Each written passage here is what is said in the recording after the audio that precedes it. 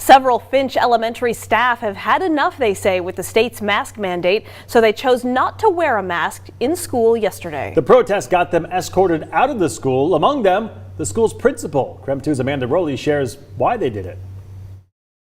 A Finch Elementary teacher who chose not to wear a mask yesterday told me this was an unplanned, spur-of-the-moment, peaceful protest. Now, that teacher and the school principal say they believe the masks are affecting students' social and emotional well-being, and they've had enough.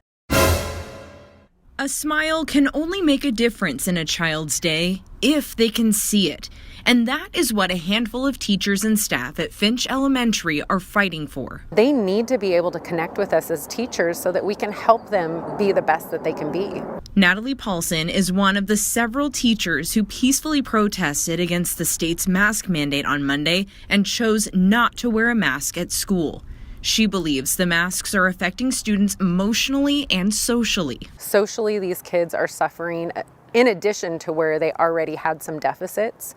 And emotionally, they're just struggling to connect. You know, we're losing a big part of communication. The school's principal, Shane O'Doherty, joined the peaceful protest as well. He shared a letter today expressing similar concerns. He says he sees how wearing a mask is affecting the educational and mental well-being of students because of the negative impact on communication. District administrators escorted Paulson and the school's principal, along with other staff who refused to wear masks, out of the school. When you're in the middle of an outbreak, wearing a mask might make people feel a little bit better, and it might even block a droplet, but it's not providing the perfect protection that people think that it is. And often there are unintended consequences. People keep fiddling with the mask and they keep touching their face.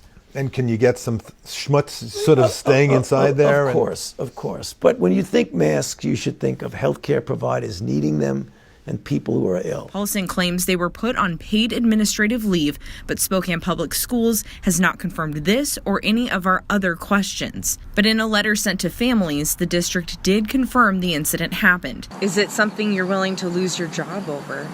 If that's what it comes down to for exercising my First Amendment right, that would be extremely sad.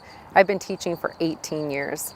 I have positively impacted a significant amount of students. Paulson also told me she does believe wearing a mask should be a choice, but not a requirement. Now, it's also important for us to point out that masks are a state requirement for students and teachers, and that mandate is based upon recommendation from the state's Department of Health, the American Academy of Pediatrics, as well as the CDC. Of course, we'll continue to track this story as it develops. Amanda Rowley, KREM 2 News.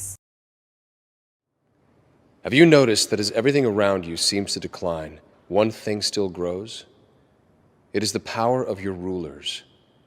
None of their plans and directives have solved your problems or made your life better.